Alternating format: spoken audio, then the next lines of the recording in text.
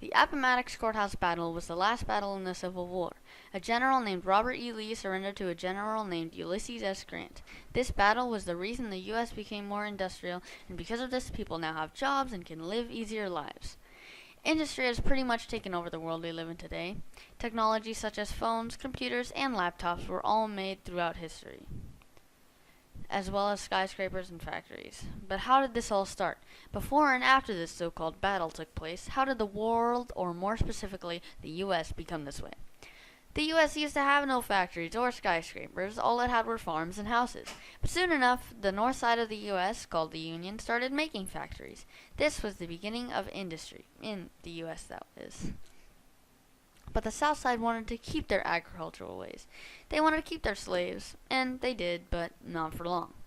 President Abraham Lincoln was elected at the time and told the South, aka the Confederacy, that he wouldn't take away their ways of life. But after all of that, they still didn't believe him, so most states seceded, which basically means they dropped out or they made a withdrawal so they didn't have to fight over this mess.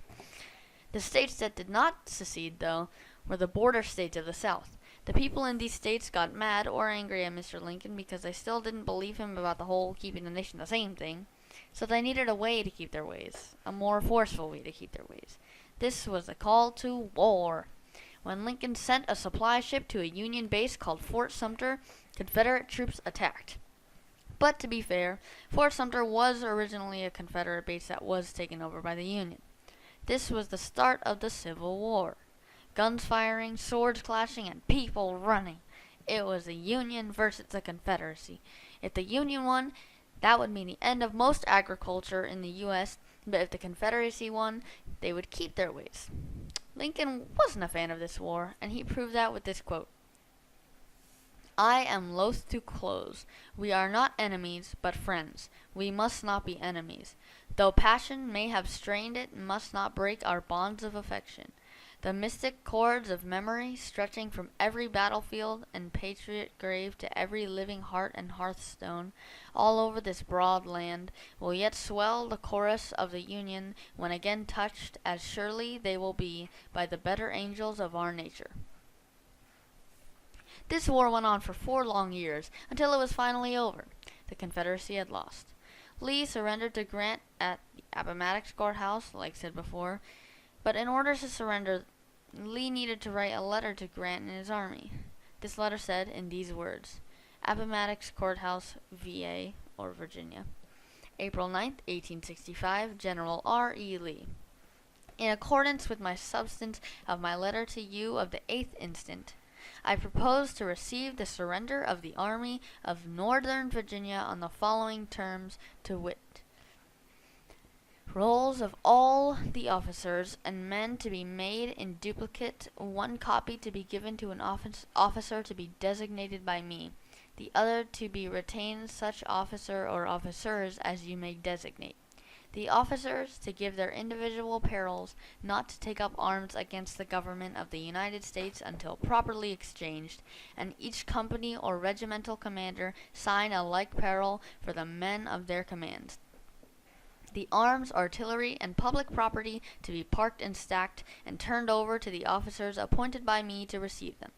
This will not embrace the side arms of the officers, nor their private horses or baggage.